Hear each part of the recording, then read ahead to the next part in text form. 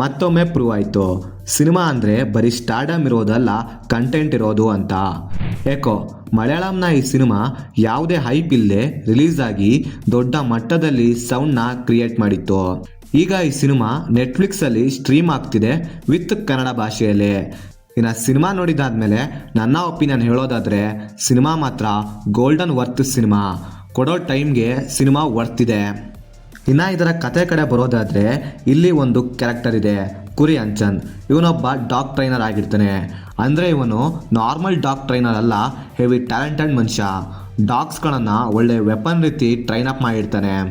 ಈ ರೀತಿಯೆಲ್ಲ ಮಾಡ್ಕೊಂಡಿರೋ ಇವನು ಒಂದಿನ ಕಾಣೆ ಆಗ್ತಾನೆ.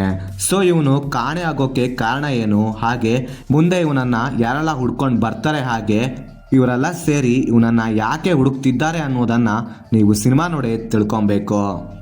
ಇನ್ನು ಸಿನಿಮಾದ ಪಾಸಿಟಿವ್ ಏನಂದರೆ ಸಿನಿಮಾದಲ್ಲಿ ಇರುವಂಥ ಸ್ಕ್ರೀನ್ ಪ್ಲೇ ಹಾಗೆ ಸಿನಿಮಾಟೋಗ್ರಫಿ ತುಂಬ ಚೆನ್ನಾಗಿತ್ತು. ಅದರಲ್ಲೂ ವಿಜುವಲ್ಸ್ ಮಾತ್ರ ಯಾವುದೇ ಹಾಲಿವುಡ್ ಸಿನಿಮಾಗೆ ಕಮ್ಮಿ ಇರಲಿಲ್ಲ. ಇದರ ವಿಜುವಲ್ಸ್ನ ಕೇರಳದ ಫಾರೆಸ್ಟಲ್ಲಿ ಇರುವಂಥ ಗ್ರೀನರಿನ, ಅದರಲ್ಲೂ ಮೌಂಟೇನ್ಗಳನ್ನು ಸಖತ್ತಾಗಿ ಕವರ್ ಮಾಡಿದ್ದಾರೆ. ಇದರ ಕಥೆನೂ ಕೂಡ ತುಂಬ ಯೂನಿಕ್ ಆಗಿದೆ. ನಾಯಿಗಳನ್ನು ಒಂದೊಳ್ಳೆ ಮೈನ್ ಪೋರ್ಷನ್ ಆಗಿ ಯೂಸ್ ಮಾಡ್ಕೊಂಡಿದ್ದಾರೆ.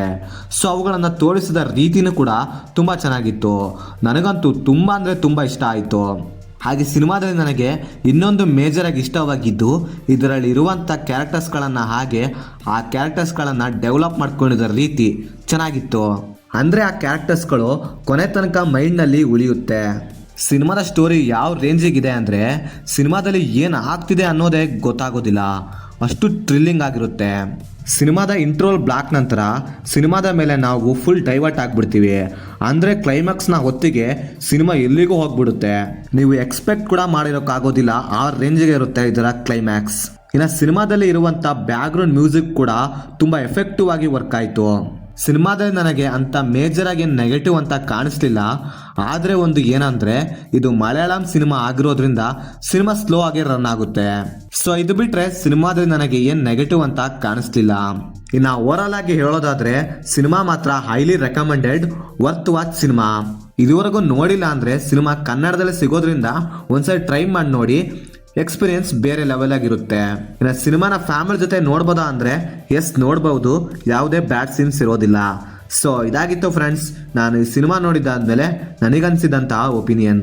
ನೀವೇನಾದರೂ ಆಲ್ರೆಡಿ ಸಿನಿಮಾ ನೋಡಿದರೆ ನಿಮಗೇನಿಸ್ತು ಅಂತ ಕೆಳಗಡೆ ಕಮೆಂಟ್ ಮಾಡಿ ತಿಳಿಸಿ. ಹಾಗೆ ಮತ್ತೆ ಬೇರೆ ವಿಡಿಯೋದೊಂದಿಗೆ ಆದಷ್ಟು ಬೇಗ ಸಿಗುವ. Bye friends.